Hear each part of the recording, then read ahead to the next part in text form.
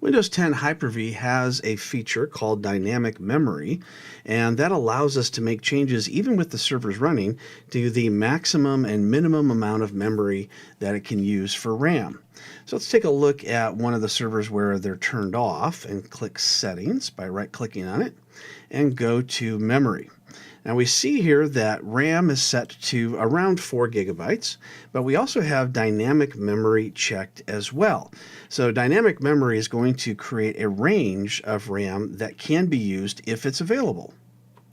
So basically what this means is that even though we have the RAM set to 4 gigabytes, it will use a dynamic amount of memory as it needs to. So if you went into Performance Manager, such as we do on the host, and we go to Task Manager and we go to Performance, we're going to see that it's going to have the amount of memory that we have set for it.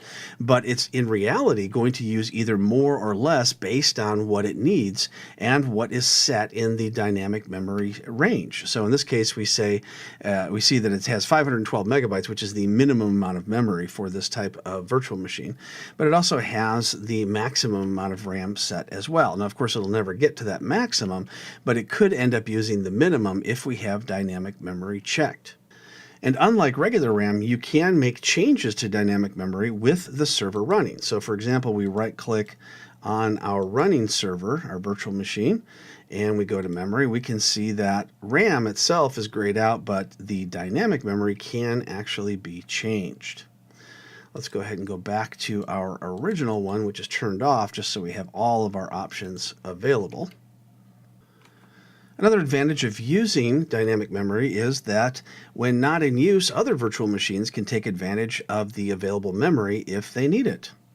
Now, there is a downside to dynamic memory, and that is if you're using a product such as SQL Server, then you do run the risk with dynamic memory that you can't go over a certain amount. Now, it has been said that you can't get more than 16 times your memory buffer if you use dynamic memory, which means that you could end up running out of the ability for SQL to run whatever projects it's running if you decide to use it. So if you're going to use SQL, Exchange Server, which also uses SQL, or some other high disk I/O type product, then you may want to consider turning dynamic memory off and just using as much traditional RAM in the virtual machine as you possibly can so you don't end up running into problems.